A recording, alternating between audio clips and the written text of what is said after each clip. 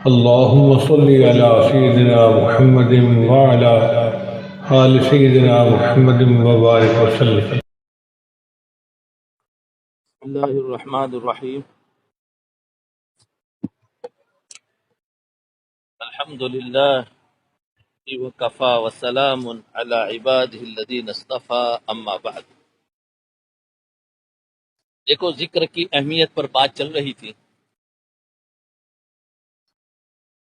اور فرمایا 3 گناہ بہت ہی بنیادی گناہ ہے. 3 گناہ، اس میں سے پہلا گناہ شہوت ہے، اور شہوت کو بتایا کہ شہوت کا مطلب صرف مردوں کا عورتوں کی طرف نہیں. یہاں ہر چیز، جیسے بچوں میں شہوت کھانے پینے کی ہوتی ہے، کسی میں شہوت کپڑوں کی ہوتی ہے، کسی نے میں جمال کی ہوتی ہے، کس میں مال کی ہوتی ہے، سب کی الگ الگ ہوتی ہے.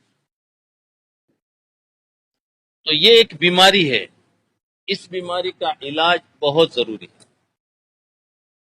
ہمارے مشائخ نے لکھا ہے کہ عام مومن کو عذاب تب دیا جاتا ہے جب وہ کبیرہ گناہ کا مرتکب ہوتا ہے.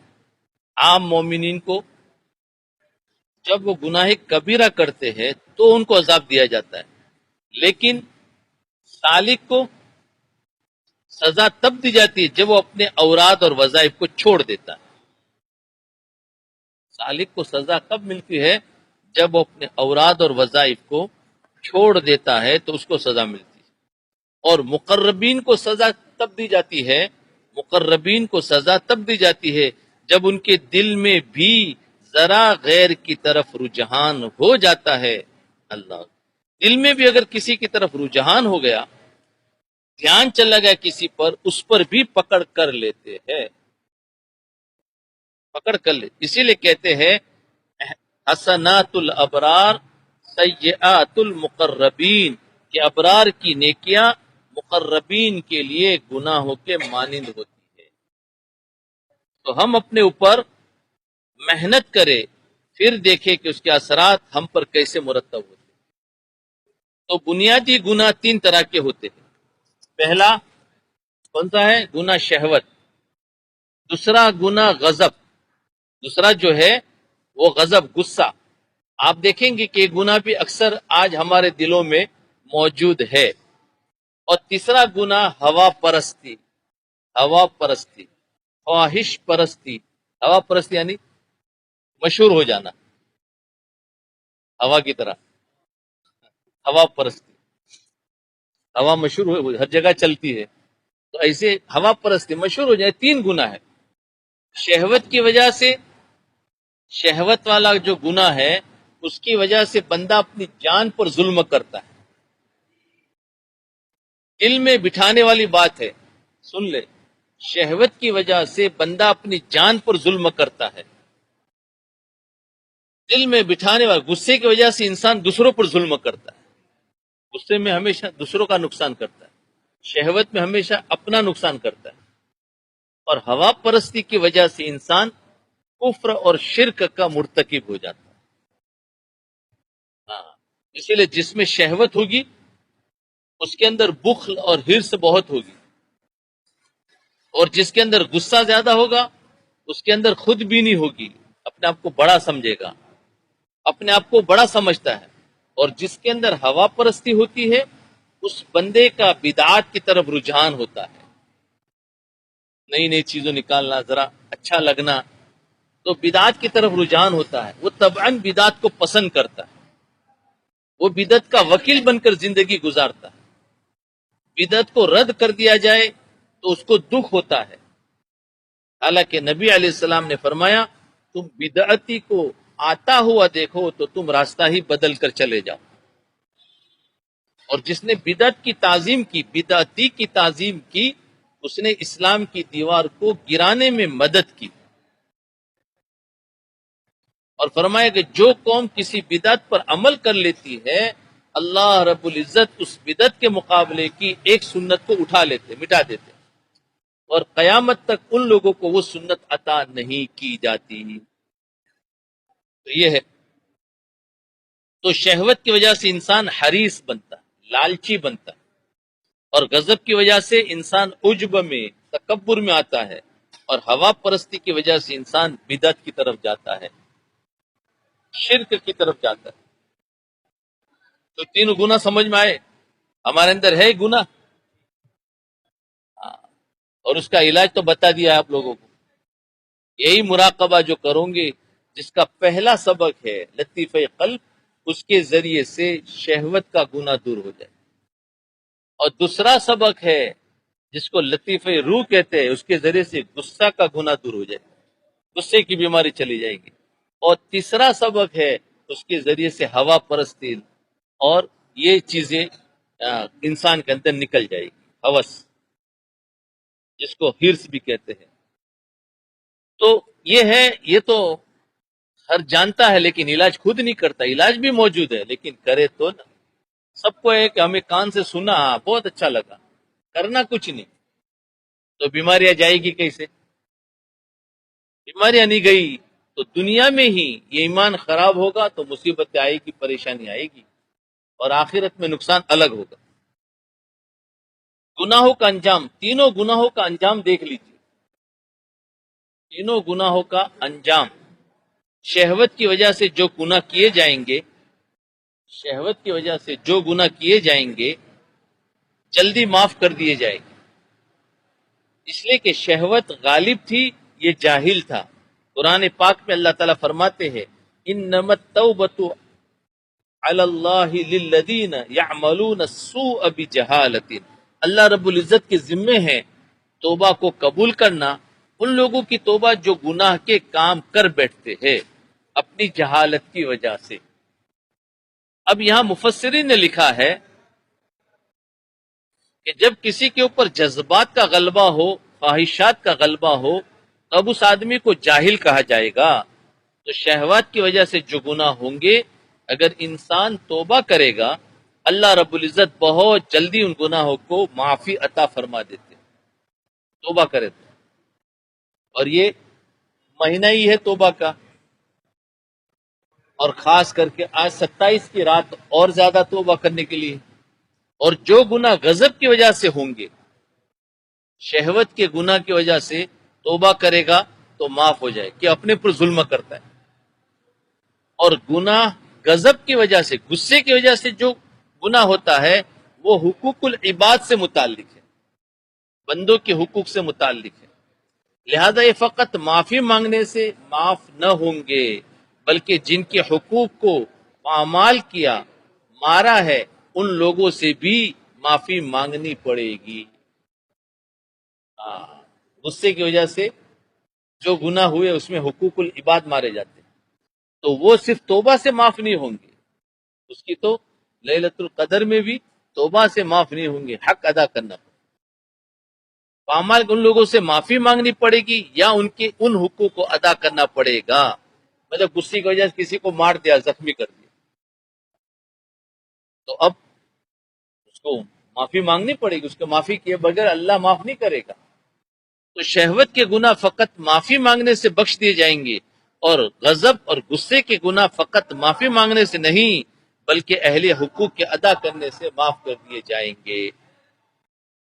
اور ہوا فرشتے کے جو گناہ ہوں گے وہ ناقابل معافی ہوں گے، کیونکہ وہ شرک ہے نا، شرک ہے۔ اس لیے کہ شرک اور بدعت کی وجہ سے جو انسان دائرے اسلام سے خارج ہوگا اور کفر کی حدود میں چلا جائے گا، قیامت میں اس کو ہمیشہ ہمیش کے لیے جہنم میں ڈال دیا جائے گا۔ تو یہ تینوں بنیادی گناہوں سے ہمیں بچنے کی ضرورت ہے کہ نہیں ہے بھائی؟ تو تب بچوں گے، نیت کرو، اللہ نے ٹائم دیا ہے، وقت دیا ہے، اور ڈاکٹر دیا ہے کہ جس کے ماتحت میں رہ کر اگر کام کرنا چاہو تو کام ہو سکتا ہے۔ تو تینوں بنیادی گناہوں سے ہمیں بچنے کی ضرورت ہے۔ تین گناہ جب مل جاتے ہیں تو ملغوبے کا نام، اس مرکب کا نام حسد بنتا ہے۔ یہ تینوں جب مل جاتے ہیں تو پھر وہ حسد بن جاتا ہے۔ تو حسد کے اندر تین گناہ ایک ساتھ ہوتے ہیں حسد کے اندر، اور حسد تو آج تو لگتا ہے شاید کوئی حسد سے پاک ہو، ہے کہ نہیں؟ تو اب حسد کتنا خطرناک گناہ ہوا، حسد بنتا ہے. اب حسد اتنا بڑا عنوان ہے، حسد، کہ اس کو سمجھنے کے لیے وقت کی ضرورت ہے.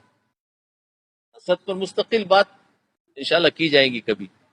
اس کو سمجھنے کے لیے وقت کی ضرورت ہے. یہ حسد ہر چیز میں ہوتا ہے، حسد ہر چیز میں ہوتا ہے، حتیٰ کہ کسی کی نیکی بھی اچھی نہیں لگتی، کسی کی نیکی بھی اچھی نہیں لگتی. حسد کیا ہے؟ ہر چیز میں ہوتا ہے.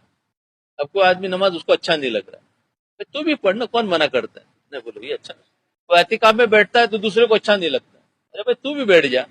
نہیں، وہ اچھا نہیں لگتا. حسد کہتے ہیں اس کو. ہاں، حسد کہتے ہیں کہ کسی نے کوئی عمل کیا اور وہ ہمیں برا لگ رہا ہے، اسی کا نام حسد ہے. کوئی بھی، کوئی عمل، کوئی کسی کو صدقہ دے رہا ہے، ارے بولے اتنا سارا کیوں دیتا ہے؟ ارے 1 روپیہ بھی ہو جائے گا کام. اتنا زیادہ کیوں دیتا؟ وہ 10-15 ہزار، ارے بولے اتنا نہیں دیا جاتا.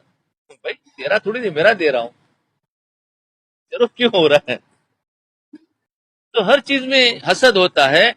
یہ اگر ایسا دل میں آوے تو یہ حسد کے سمپٹمس ہے، علامتیں ہیں. اگر اس کا علاج نہ کیا تو پھر یہ لگ جائے گا، یہاں تک کہ ایمان کے اندر یہ کینسر لگ جائے گا حسد کا.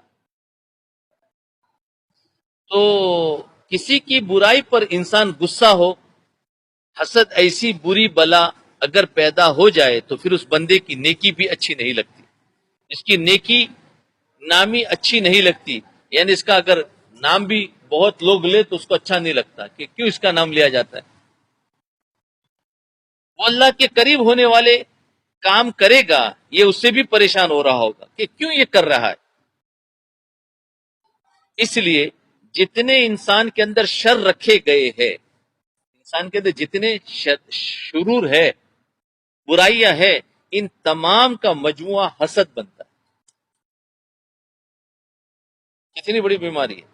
اور اللہ تعالیٰ نے قرآن مجید میں آخر سے پہلی والی صورت میں اس کا تذکرہ فرمایا، وَمِن شَرِّ حَاسِدٍ اِذَا حَسَد. اس سے بچنے کے لیے بتایا ہے. اس کو پڑھو. کیا ہے کہ اللہ حسد کرنے والوں کے حسد سے میری حفاظت فرما.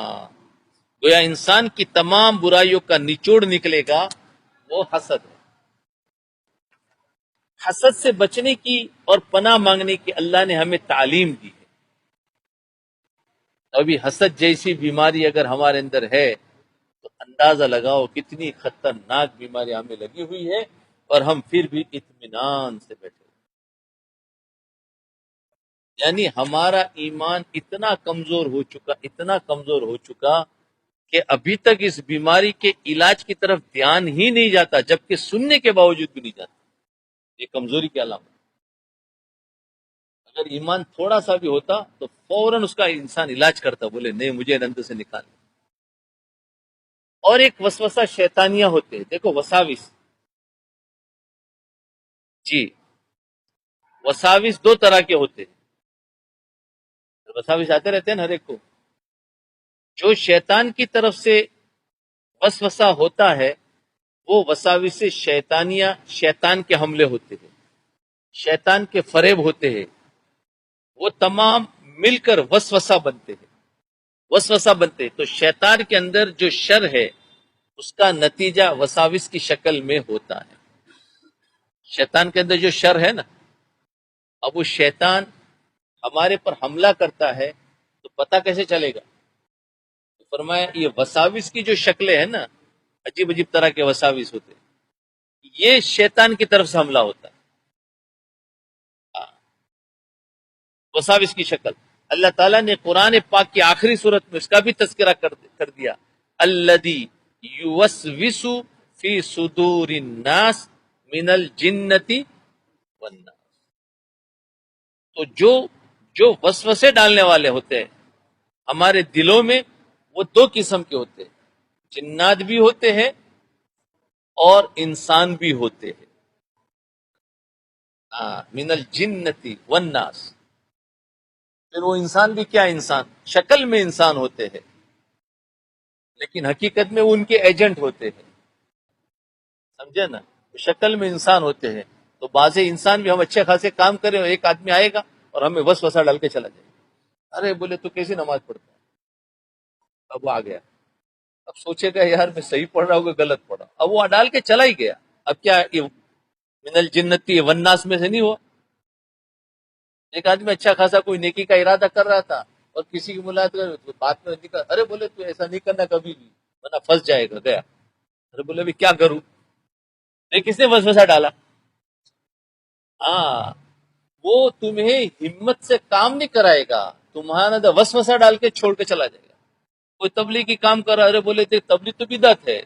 اب بولے یار یہ اتنا اچھا خاصا کام کر رہا ہے، بولے بدعت ہے، اب کروں کہ نہیں کروں؟ وسوسہ آ گیا. اب اس کو سمجھانے کا طریقہ نہیں آتا ہے، اس لیے کیا کرتا ہے، ایک وسوسہ ڈال کے چلا گیا. سمجھانے کا طریقہ نہیں آتا، وہ ایسا ہی کرتے ہیں. کبھی بدعت کہہ دیتے بھائی غلط ہے. بھائی تم کیوں مفتی بنتے ہو؟ علم تو پڑھا نہیں ہے اور خواہ مخواہ کہنے لگے کہ بھائی یہ تو حدیث میں ہے نہیں اور یہ کیا ہے. تو ایک آدمی بیچارہ بالکل بے نماز، ہاں باہر جتنے گناہ کر رہے ہیں کبھی ان کو وسوسہ نہیں ڈالے گا. ہمیشہ نیکی کا کام کرنے والے کو وسوسہ ڈال کر نیکی سے ہٹانے کی کوشش کرے گا، گناہ کا کام کرنے والے کو وسوسہ ڈال کر نیکی کی طرف لانے کی کوشش نہیں کرے گا. دیکھا کبھی کسی کو گناہ کے کام کرتے کسی نے اس کو وسوسہ ڈالا ہو؟ کبھی بھی نہیں ملے گا. ہاں، کبھی بھی نہیں ملے گا. وسوسہ ڈالے گا ہمیشہ. کوئی اچھا ارادہ کیا ہے، کوئی اچھی، ایک آدمی ٹوپی نہیں پہنتا تب ٹوپی پہننے والا وسوسہ ڈال دے گا. ارے بولے میں غلط کر رہا ہوں کہ صحیح کر رہا ہوں؟ وہ ٹوپی اتار کے پھینک دے گا.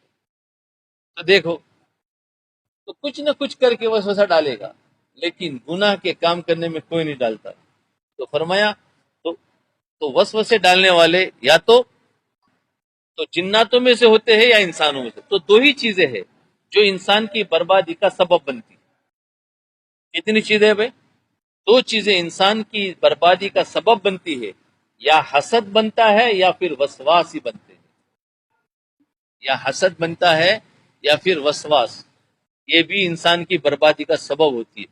یہی وسواس ہی جو ہے اگر اس کا علاج نہ کیا تو انسان دین کا کام تو کر رہا ہے لیکن اس کو نفع نہیں ہو رہا، پریشان ہوتا ہے، یہاں تک کہ یہ بڑھتے بڑھتے پھر ڈپریشن کے مریض میں چلا جاتا ہے. اس کا اینڈ جو ہے ڈپریشن، پھر اس سے آگے پاگل پن. ہاں، یہاں سے اسٹارٹ ہوتا ہے. یہاں سے تو دیکھو بعضوں کو وضو کرتے وقت اتنا وسواس یہ ہوتا ہے کہ 1 گھنٹے تک وضو کرتے رہتے ہیں. ارے دیکھا کبھی؟ اور بعض جو غسل خانے میں گئے تو گیا ٹانکی کا پانی خالی ہو گیا. کیا ہوا بھائی؟ ابھی تو میرا غسل نہیں ہوا. وسواس بھی ہوتے کہ پتہ نہیں میرا غسل ہوا کہ نہیں ہوا، بیچارہ پتہ نہیں 1 گھنٹے تک بیٹھا. ارے دیکھے بھائی، ہم نے تو ایسے دیکھے ہیں جو غسل خانے یا وضو خانے میں بیٹھ گئے تو بس اب وہاں سے ہٹیں گے نہیں. بیچارہ پیچھے لائن میں کھڑا ہے کہ کبھی اترے. اب وہ ہاتھ دھوتا ہے، منہ دھوتا ہے، پھر واپس ہاتھ میں آتا ہے. ارے پتہ نہیں میرا ہاتھ دھوئے کہ نہیں دھوئے. یہ وسوسہ کی مثالیں بتا رہا ہوں. یہ تو اللہ کا شکر ہے ہمارے اندر ایسے نہیں ہوں گے، باقی بیچارے ہیں، اب ان کو بڑا وہ ہوتا. اب کیا کرے گا؟ اب وہ عبادت کب کرے گا؟ جب وضو میں اتنا ٹائم لگا. نماز پڑھتا ہے تو نماز میں بھی نیت باندھنے کے بعد اللہ اکبر، ٹھیک ہے اللہ اکبر، پتہ نہیں نیت ہوئی کہ نہیں، پھر دو مرتبہ اللہ اکبر. وہ 10 منٹ تک تو وہ امام رکوع میں چلا جاتا ہے اور وہ بھی اللہ اکبر ہی کرتا رہتا ہے. ہاں ہوتا ہے، میں نے تو دیکھے اسے. اب وہ ایسے ایسے بیماریاں ہو جاتی ہے تو اللہ کا شکر ادا کرے. تو یہ وسواسی جو بیماری ہے یہ کب جائے گی؟ جب اس کا علاج کیا جائے گا. میرے پاس بہت مریض ہیں، عورتوں میں خاص کر کے زیادہ ہوتی وساوس کی بیماریاں. کہ بیچاری نماز ہی نہیں پڑھتے، نماز پڑھے تو نماز پر نماز لوٹا رہے. نماز پڑھی پتہ نہیں ہوئی کہ نہیں، 2 بار ہوئی کہ نہیں. ابھی بیچارے گھر کے کام کریں گے کہ نماز ہی پڑھتے رہے گی. تو طرح طرح کی وساوس ہے. یہ بھی ہے نیکی کے کام کے اندر بھی ہے، پتہ نہیں میں ان کے ساتھ بڑھتے صحیح ہے کہ نہیں، آدمی پتہ نہیں غلط ہے. تبلیغ کا کام کرتا ہے تو پتہ نہیں یہ صحیح ہے کہ میں غلط کر رہا ہوں. یہ سارے وساوس ہو جاتے ہیں. تو میں نے ساری مثال اس لیے تاکہ سمجھ میں آوے کہ ہمارے اندر اگر بیماری آ جائے تو فوراً اس کا علاج کرے. تو فرمایا 2 چیزیں انسان کو برباد کرتی ہیں. کون سی؟ ایک حسد، دوسرا وسواس. وساوس شیطان کی طرف سے ہوتے، حسد انسان کی طرف سے ہوتا ہے. وساوس شیطان کی طرف سے ہوتے اور حسد انسان کی طرف سے ہوتا ہے. اللہ تعالیٰ ان دونوں طرح دشمنوں سے محفوظ فرما دے. اس لیے دونوں کی دو صورتیں بتا دی گئی، قل اعوذ بالفلق اور قل اعوذ بالناس. یہ دو صورتیں ہر نماز کے بعد پڑھ لے. ہر نماز کے بعد اس کو معمول بنا لے اور پڑھنے کے بعد اپنے اوپر دم کر لے. تو اللہ تعالیٰ یہ دو بیماریوں سے حفاظت فرمائے. اگر کوئی ہم پر حسد کر رہا ہوگا تو اللہ ہم محفوظ کر لیں گے. یہ ہے دو صورتوں کو اپنے لیے لازمی، خصوصاً آج کے زمانے میں تو بہت ضروری ہے. ایک ایک مرتبہ پڑھ لے، اگر تین تین مرتبہ پڑھے تو بہت اچھا ہے. تو یہ سورہ پڑھے، اور اگر پانی ہو تو پانی پر دم کر کے اس پانی کو پیا کرو. اور اس میں یہ جب وساوس کی حسد کی آتی ہے تو نیت کرے کہ اللہ حسد والوں سے حفاظت کرے. تو فرمایا کی طرف سے ہوتے، حسد انسان کی طرف سے ہوتا ہے. آج عملیات کا جتنا کاروبار چمک رہا ہے، عملیات والے ہوتے ہیں، تعویذ وغیرہ جو لکھتے ہیں، عامل لوگ، اس کو عملیات والے، عامل لوگ سمجھے. عامل عملیات یعنی عمل کرنے والوں کا، عامل کو کا جتنا کاروبار چمک رہا ہے تو ان کے پیچھے حسد ہے. ان کی جو دکانیں چمک رہی ہے نا، ارے بھائی میری تمہاری دشمنی ہوگی اور حسد میں آ کر سیدھا ان کے پاس جاؤں گا، بولے اس پر چل جادو کر لے. سیدھا یہی کرتے ہیں. آج کل تو مسلمان ایک اپنے بھائی پر کرا رہا ہوتا ہے، حالانکہ اب وہ اس کی جب موت آئے گی تو کس حال میں آئے گی. قرآن میں صاف منع کر دیا، جادو کرانا اور جادو کرنا. ایک تو کرانے والا، میں نے کسی کو حکم دیا تو کرانے والا بھی برا اور جو کر رہا ہے وہ بھی برا. جس پر ہوا ہے وہ تو مظلوم ہے، اس کو تو اللہ تعالیٰ معاف کر دیں گے، اس کا تو کیا قصور ہے. بلکہ وہ تو صبر کرے گا، اس پر جو تکلیف ہوتی اس پر اللہ تعالیٰ اجر دیں گے. لیکن ہم کبھی ایسا نہ کریں. بہت بڑی بری بلا ہے، اور یہ مرض آج بہت عام. تو فرمایا ان کا کاروبار چمکتا ہے، اس کے پیچھے حسد ہوتا ہے. آج عدالتوں میں جتنی بھیڑ لگی ہوئی ہے کورٹ میں، تو اس کے پیچھے اگر جاؤ تو اس کا اینڈ، اس کے اسٹارٹ کا کیا ملے گا؟ حسد ملے گا. وہیں سے شروع ہوا ہے کہ آج کیس کورٹ میں گیا ہے. سب ایک دوسرے کے ساتھ حسد رکھنے والے بنے ہوئے ہیں. جی، سب ایک دوسرے کے ساتھ حسد رکھنے والے بنے ہوئے. یہ سب مقدمہ بازیاں، یہ دشمنیاں ہوتی ہے. تو حسد اور وسوسہ، یہ دو بنیادیں بنتی ہے جو انسان کو نیکی کے راستے سے رکاوٹ بن جاتی ہے. اب حسد کرنے والا آدمی کتنی بھی نیکیاں کرے کبھی ترقی کر سکتا ہے؟ اور ویسے ہی جو حسد کرنے والے ہیں وہی سب سے زیادہ پہلی صف میں ہوں گے. کیوں؟ ہم تو لگتا ہے بیچارے نیک ہے، ان کے دیکھو تو پتہ چلے اللہ ماشاء اللہ. وہ اس لیے کہ وہ گناہ جو کیا ہے نا، تو اللہ میری پکڑ نہ کرے تو پہلی صف میں نماز پڑھوں گا. توبہ نہیں، پہلے صف میں پکڑ ہو جائے گی. ہاں، یہ آج کل ایسے ہے، کیا کیا نیتوں سے لوگ نماز پڑھتے ہیں. اللہ کی رضا کے لیے کوئی نہیں آتا ہے کہ بھائی ہمارے نبی نے فرمایا، اس پر سنت ہوگی، سنت پر عمل کرنے کی نیت سے پڑھنا. اور ایک انسان اپنے اللہ کی پکڑ کی نیت سے یہاں پر آ کر پڑھے اور وہ گناہ سے توبہ نہیں کر رہا. گناہ سے توبہ کرنا بہت ضروری ہے، ورنہ تم کتنا بھی کرو اس سے کچھ نہیں ہونا. تو فرمایا کیونکہ اس کی تو نیکی برباد ہو، جو انسان کی نیکی کے راستے میں رکاوٹ بن جاتی ہے. نیکی کرے گا تو اس نیکی کا ثواب اس کو نہیں مل رہا ہے، کیونکہ سیدھا جا رہا ہے دوسرے کے پاس، وہ حسد کرنے کی وجہ سے. ہمیں چاہیے کہ ہم اپنے دل کی حفاظت کریں. ہمیں چاہیے کہ ہم اپنے دل کی حفاظت کریں. اور دل کی حفاظت کے لیے آنکھوں کی حفاظت ضروری ہے. دل کی حفاظت کے لیے کس کی ضرورت ہے؟ آنکھوں. جس کی آنکھ قابو میں نہیں ہے تو اس کا دل قابو میں نہیں آ سکتا. سب ایک دوسرے سے جڑا ہوا ہے. تو دل کی حفاظت کرنا ضروری ہے. اور دل کی حفاظت کرنے سے پہلے کیا ہے؟ آنکھوں کی حفاظت ضروری. امام ربانی مجدد الفسانی رحمۃ اللہ علیہ فرماتے ہیں کہ انسان آنکھ سے دیکھتا ہے اور دل سے طمع کرتا ہے. وہ چیز کی لالچ دل میں پیدا ہوتی، جب آنکھ سے دیکھا تو نا، اور آنکھ سے دیکھتا ہی نہیں تو. اور شرمگاہ اس کی تصدیق کر دیتی ہے. پھر جب آگے بڑھتا ہے معاملہ تو پھر انسان گناہ کر بیٹھتا ہے. تو گناہ کی ابتدا ہمیشہ آنکھ سے ہوگی. لہذا جو بندہ اپنی نگاہ کو نیچی رکھنے کا عادی ہوگا، غیر محرم سے اپنی نگاہوں کو بچانے کا عادی ہوگا، اللہ رب العزت کی حفاظت میں آ جائے گا. اللہ تعالیٰ اس کی کبیرہ گناہوں سے حفاظت فرما لے گا. تو یہ پہلا قدم ہے، اور آپ شیطان کو اس قدم پر روکیے. شیطان کو اس قدم پر روکیے. جو انسان یہ کہے کہ میں تو فقط دیکھتا ہوں، میں تو فقط دیکھتا ہوں ادھر ادھر، اور کہے کہ جی میں تو عمل نہیں کرتا، یہ ممکن نہیں بھائی. تو فرمایا عمل نہیں کرتا یہ ممکن نہیں. آنکھ دیکھے گی، جی چاہے گا، اور پھر جسم اس پر عمل کرے گا. آنکھ دیکھے گی، پھر دل چاہے گا، اور پھر باڈی اس پر عمل کرے گی. اسی لیے سالک پر لازم ہے کہ اپنی آنکھ کو بند کر لے. ہمارے مشائخ نے کہا چشم و بند، گوش و بند، لب و بند، گر نبینی سر حق برما پخند. یعنی تو اگر اپنی آنکھوں کو بند کر لے، کانوں کو بند کر لے، زبان کو بند کر لے، پھر اگر تجھے حق کا راز نہ ملے تو پھر میرے اوپر ہنسی اڑاتے پھرنا.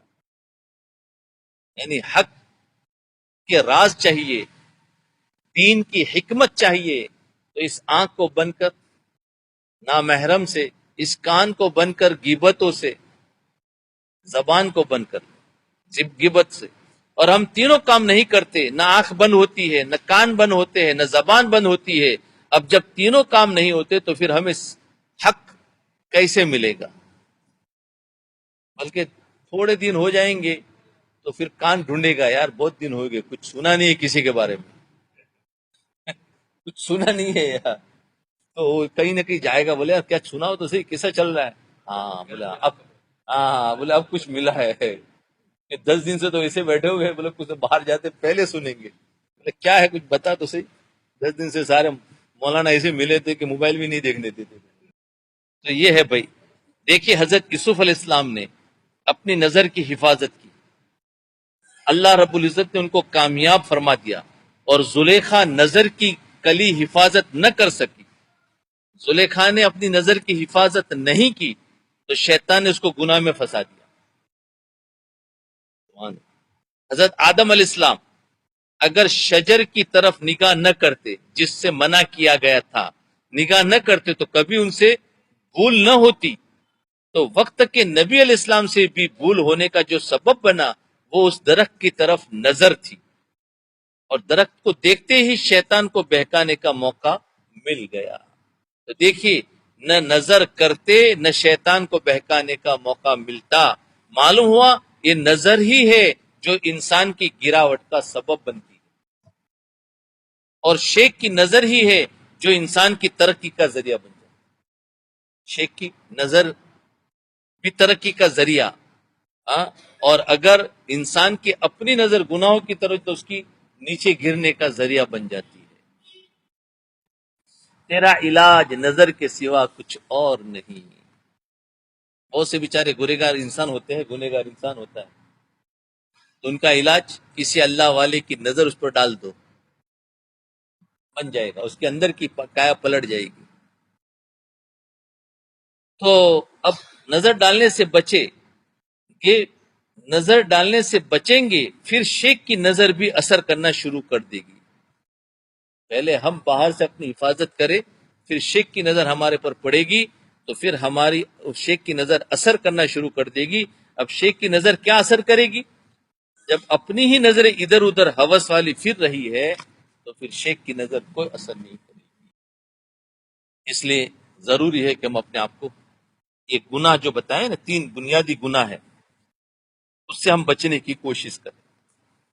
پہلا شہوت کا گناہ، دوسرا غصے کا گناہ، اور تیسرا ہوس کا گناہ. اللہ تعالیٰ نے ہمیں 2 چیزوں سے نظر ہٹانے کا حکم دیا، 2 چیزوں سے نظر ہٹانے کا حکم دیا. اللہ تعالیٰ نے ہمیں دو چیزوں کی طرف نظر کرنے سے منع فرمایا. پہلا، غیر محرم کی طرف ہمیں اپنی نظر ڈالنے سے منع فرمایا. یہ تو آپ اکثر سنتے ہی رہتے ہیں. اور ایک دوسری چیز کی طرف بھی دیکھنے سے منع فرمایا. اللہ تعالیٰ اپنے حبیب سے فرماتے ہیں، اے میرے محبوب، وَلَا تَمُدَّنَّ عَيْنَيْكَ إِلَى مَا مَتَّعْنَا بِهِ أَزْوَاجًا مِّنْهُمْ زَهْرَةَ الْحَيَاةِ الدُّنْيَا. آپ ان کفار کی ظاہری چمک دمک اور مال و دولت کی طرف نگاہ ہی نہ کرے.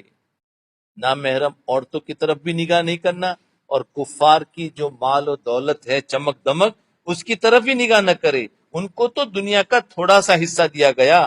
تو معلوم ہوا کہ ہمیں دو چیزوں سے نگاہ ہٹانی، ایک جمال سے اور دوسرا مال سے.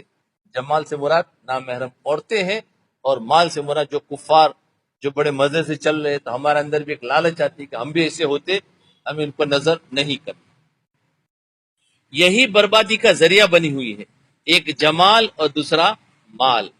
مردوں کی نظر جمال سے نہیں ہٹتی اور عورتوں کی نظر مال سے نہیں ہٹتی، تو دونوں پریشان.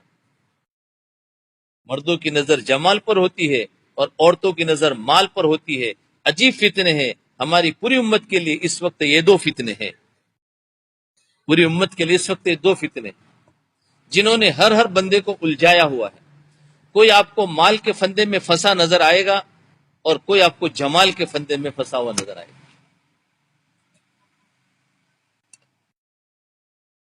تو مشائخ کا کام ہے، یہ مشائخ پھر ان گناہوں کو واضح کر کے سامنے کرتے ہیں.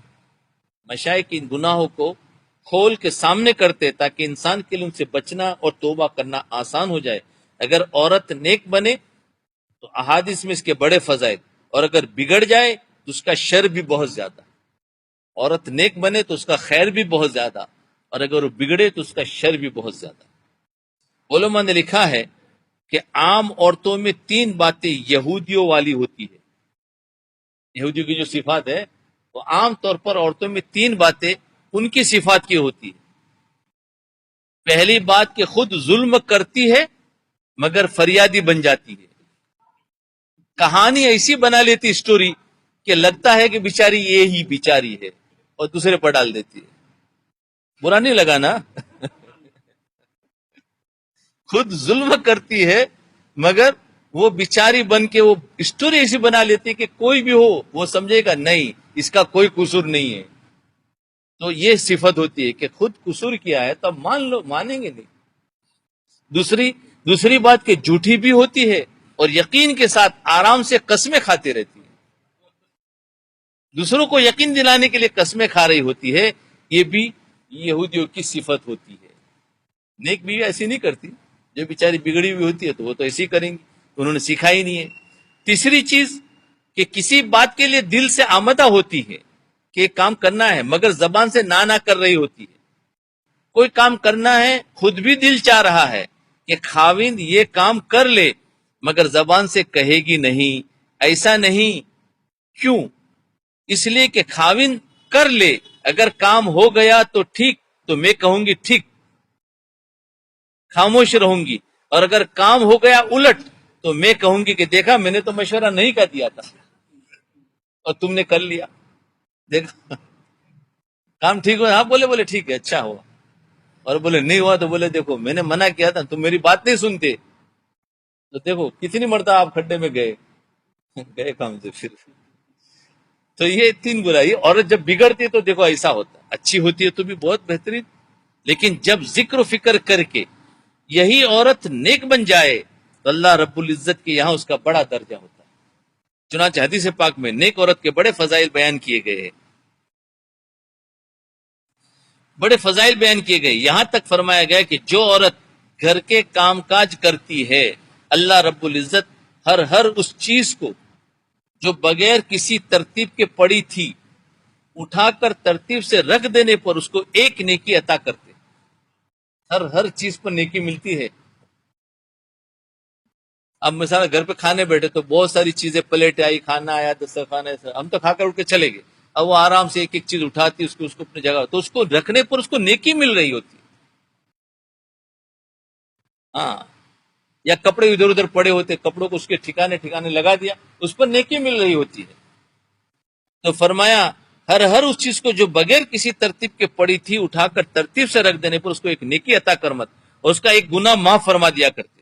اب ایک عورت کتنی چیزوں کو ترتیب سے رکھتی ہے تو دیکھو کتنا اجر مل رہا ہے اس کو۔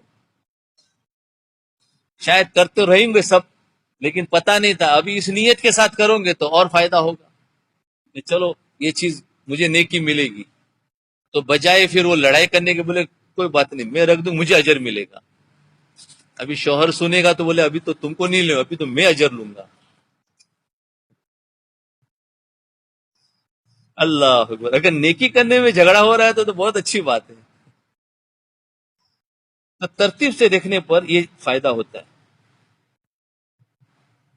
حضرت عائشہ صدیقہ رضی اللہ عنہ راوی ہے، وہ فرماتی ہے کہ جب کوئی عورت اپنے چرخے کاٹتی ہے، کپڑا بننے کا جو چرخہ ہوتا تھا اس کو کاٹتی ہے، اس وقت تو چرخہ ہی ہوتا تھا، آج کل مشین اس کی جگہ آ گئی، کپڑے سینے کی یا کوئی اور کام کرنے کی جو گھر میں چیزیں ہوتی ہے، تو سیدہ عائشہ صدیقہ رضی اللہ عنہ روایت کرتی ہے جو عورت جو مشین چلاتی ہے، چاہے وہ مکسر ہو، گرائنڈر ہو، کپڑے سینے کا ہو یا اور کوئی بھی مشین ہو، تو اللہ رب العزت اس چرکے کی آواز پر اللہ اکبر کہنے کا ثواب اس کے نام اعمال میں لکھوا لیتے۔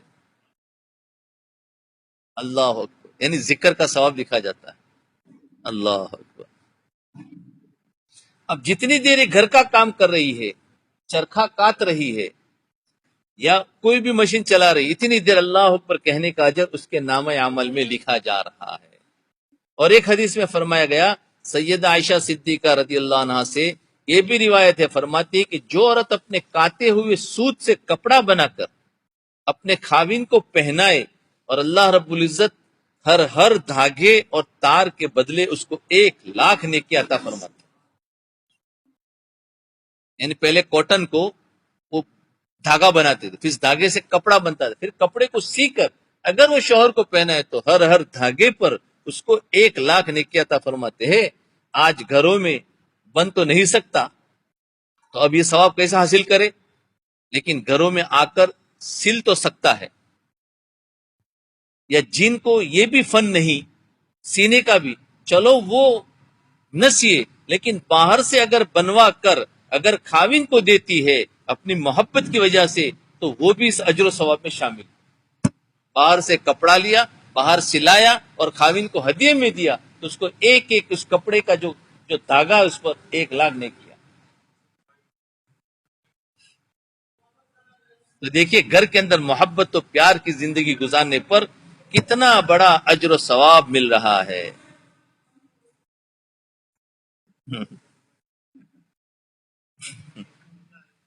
ہاں سب کو مزہ آ جائے گا نا، بولے چلو ابھی تو ہدیے میں ملے گا اپنے کو تو کپڑا۔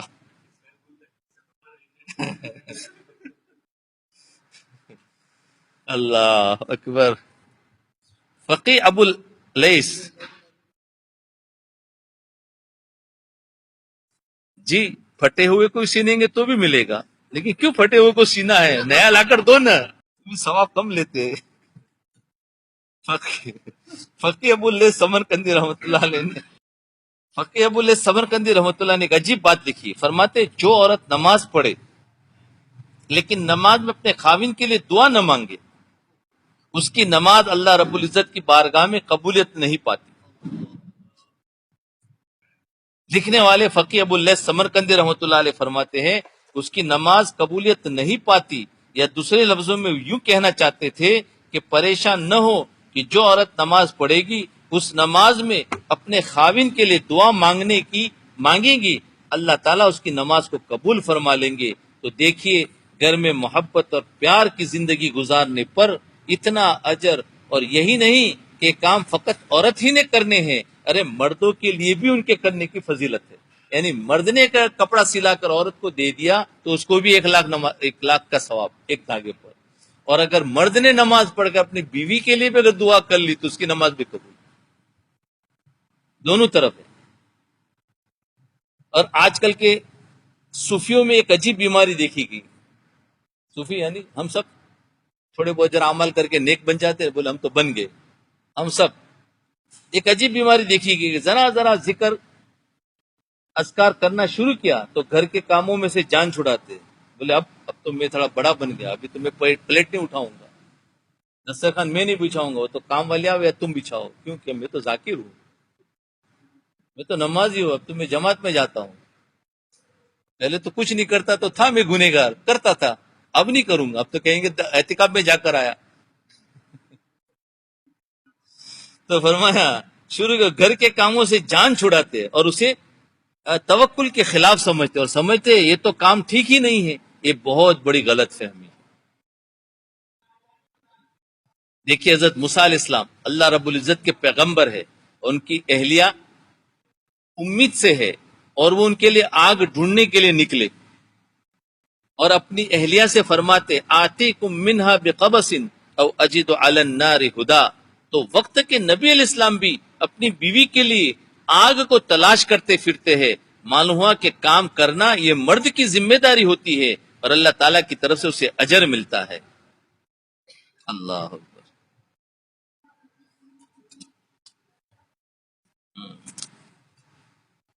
آپ صلی اللہ علیہ وسلم کا گھر کے کام کاج کرنا، دیکھو نبی علیہ السلام گھروں میں کام کرتے تھے، اس لیے نبی علیہ السلام گھر کے کاموں میں شریک ہوا کرتے تھے، کبھی بکری کا دودھ دو لیا، کبھی آٹا گون لیا، ایسے کام ہمارے محبوب نے خود کیے ہیں۔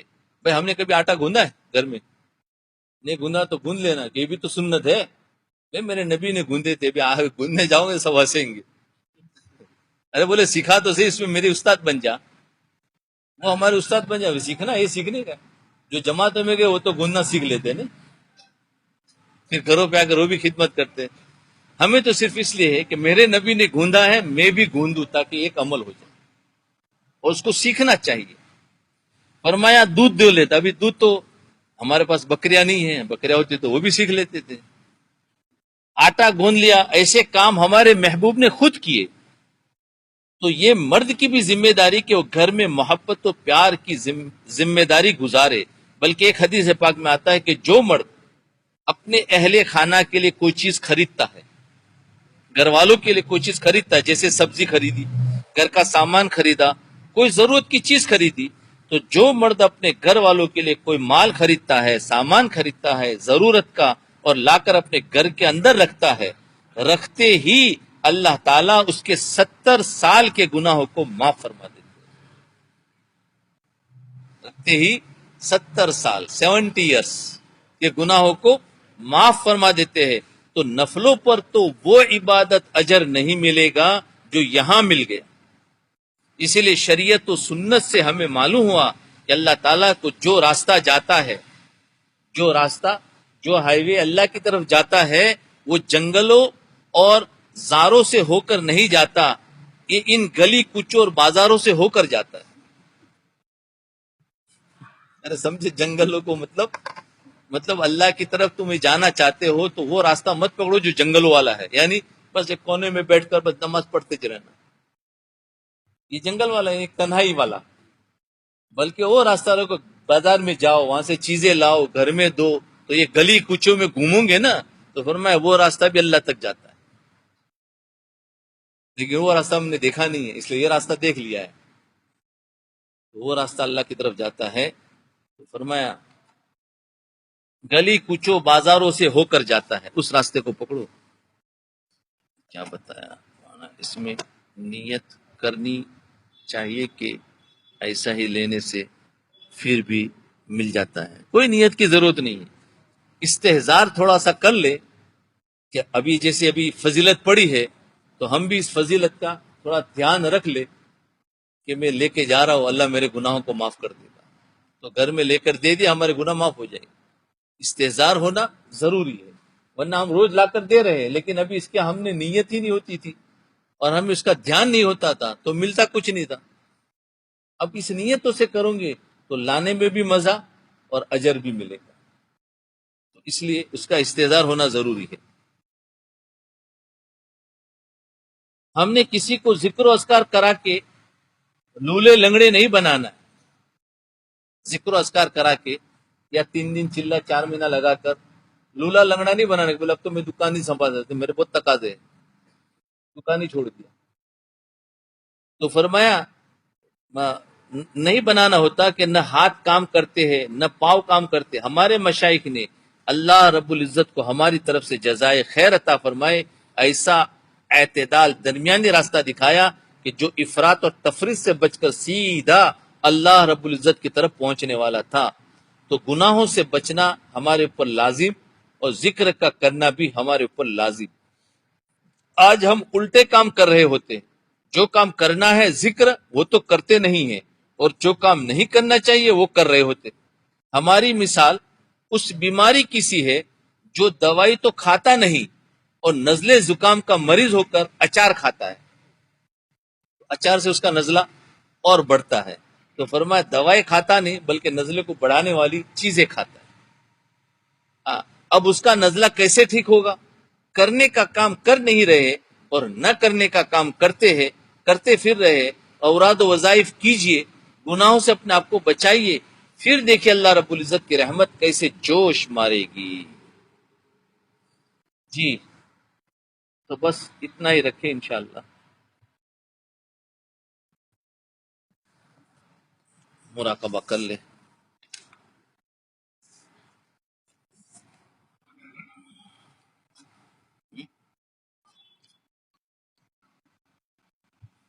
آنکھوں کو بند کر لے، گردن کو جھکا لے اور یہ تصور کرے کہ اللہ کی رحمت آ رہی ہے، میرے دل میں سما رہی ہے، میرے دل سے ظلمت و سیاہی دور ہو رہی ہے. میرا دل کہہ رہا ہے اللہ اللہ اللہ.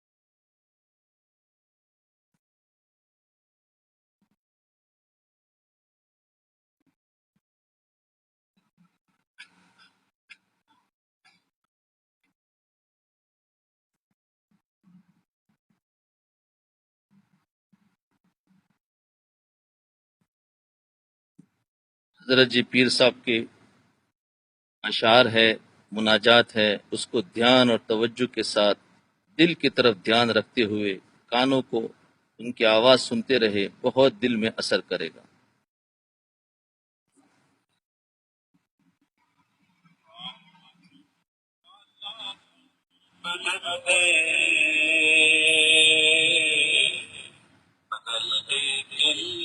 دنیا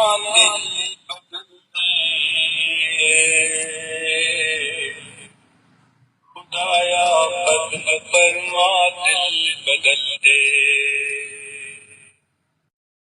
میرا غفلت میں ڈوبا دل بدل دے. واؤ حرص والا دل بدل دے،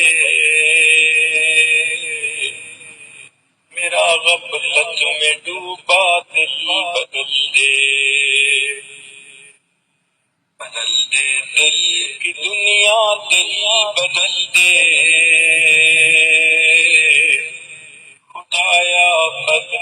ماں دل بدل دے، گنہگاری میں کب تک عمر کاٹوں، گنہگاری میں کب تک عمر کاٹوں، بدل دے میرا رستہ دل بدل دے، سنوں میں نام تیرا دھڑکنوں میں۔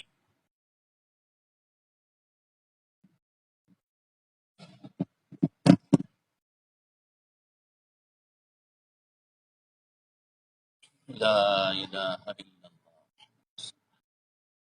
دعا کرو۔